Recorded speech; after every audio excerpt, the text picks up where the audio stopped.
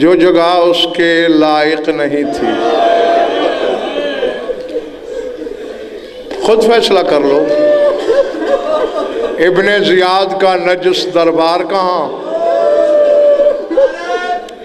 اور علی کی بیٹی کہاں؟ ہے کوئی جوڑ؟ بس وہاں کھڑی ہے، اور کھڑی کس عالم میں ہے؟ رب محمد و آل محمد کی قسم، جب کبھی میں نے اس روایت کو پڑھا ہے تو اسی جملے پہ آ کے ہمیشہ میرے اندر کچھ الٹ پلٹ ہونے لگتا ہے۔ سنی ہوگی مجھ سے پہلے بھی روایت تم نے، عربی پڑھا کرتا ہوں ساتھ، لیکن اس کا صحیح ترجمہ آج تک نہیں کیا، آج بھی نہیں کروں گا، کیونکہ میں صحیح ترجمہ کروں یا خود مر جاؤ گے یا مجھے مار دو گے۔ ہاں لفظ یہ ہے، کسی سے اگر کرا سکتے ہو، اگر کسی کا جگر ہے تو اس سے پوچھ لینا، کونت سلام اللہ علیہا فی ذالک الوقت فی ارذل ثیابہا۔ میں اس کا ترجمہ ہمیشہ یہی کرتا ہوں کہ اس دن علی کی بیٹی کا لباس بہت بوسیدہ تھا۔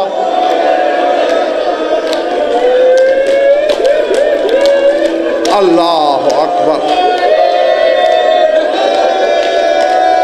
اللہ اکبر، العظمت للہ۔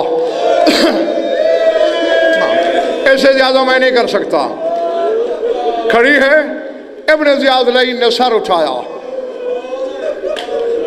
کہتے کاش آج میرے دربار میں کوئی علی والا ہوتا، اپنے پیر کے گھر کی بربادی دیکھتا، وہ روتا، چیختا، چلاتا، ماتم کرتا، میری خوشی بڑھ جاتی۔ دربار کے ایک کونے سے ایک حرامی اٹھا، کہنے لگا ابن زیاد بھول رہا ہے، ایک شیعہ لاکھوں شیعوں کا اکیلا شیعہ مختار تیرے زندان میں ہے، اسے دربار میں بلا کے خوشی پوری کر لے۔ اس حرامی نے کہا اس کا منہ موتیوں سے بھرو، مختار کو بلاؤ، جو رونے آیا ہے اور جس کے سینے میں پتھر نہیں گوشت ہے وہ میری طرف دیکھے گا۔ سپاہی مختار کو بلانے گیا، جیسے ہی علی کی بیٹی کھڑی تھی، کہتی اماں فضا جی بی دعا کر زمین پھٹ جائے اور میں زندہ زمین میں دفن ہو جاؤں۔ فضا نے حیران ہو کے کہا اکبر کے لاشے پہ موت نہیں مانگی، حسین کے گلے پہ خنجر دیکھ کے موت نہیں مانگی، اب کیوں مانگ رہی ہو؟ کہا دیکھا نہیں بھائی مختار آ رہا ہے اور میں کس عالم میں کھڑی ہوئی ہوں۔ اللہ اکبر، اللہ اکبر۔ بس آ گیا مختار، بات لمبی ہے، وہ دو فکریں کہہ کر سمیٹ دیا میں نے سارا کچھ۔ کیوں بلایا؟ آج میں خوش ہوں، ہر کوئی منہ مانگے انعام لے رہا ہے مجھ سے، تو بھی مانگ۔ مختار نے تھو کر کے زمین پہ تھوکا، کہا تجھ جیسے مانگت سے علی کے سوالی کیا مانگیں گے، اور اگر دینا ہی ہے تو میں نے زندان میں اڑتی اڑتی خبریں سنی ہیں، میرا مولا حسین آج کل کربلا آیا ہوا ہے، میں رہائی نہیں مانگتا، اسی طرح پاپ زنجیر اپنے سپاہیوں کی نگرانی میں مجھے کربلا جانے دے، حسین کے قدم چوم کے واپس آ جاؤں گا۔ حرامی کہتا ہے کربلا جانا ہے یا حسین سے ملنا ہے؟ اگر حسین یہی ملا دوں، تڑپ کے پیچھے مڑا، ایک ایک کرسی پہ نظر ڈالی، کہتے ہیں اگر میں آزاد ہوتا تو تجھ سے پوچھتا کہ مذاق قیدیوں سے کیسے کرتے ہیں، اب مجھے معاف کر دو گے؟ اس حرامی نے بلا تشبیہ تخت کی نچلی سیڑھی کی طرف اشارہ کیا۔ مختار نے دیکھا ایک سر ہے، ادھر کی زلفیں ادھر، ادھر کی ادھر، خاک و خون میں لتھڑا ہوا، کہتے دیکھا ہوا لگتا ہے پہچان میں نہیں آ رہا، یقیناً تیرے دربار میں کوئی بے گناہ ہوگا۔ زانوں کے بل جھکا، ایہا القتیل فی سبیل اللہ من انتا، اے کشتہ راہ خدا میں نے پہچانا نہیں تو کون ہے؟ زخمی لب چھڑائے،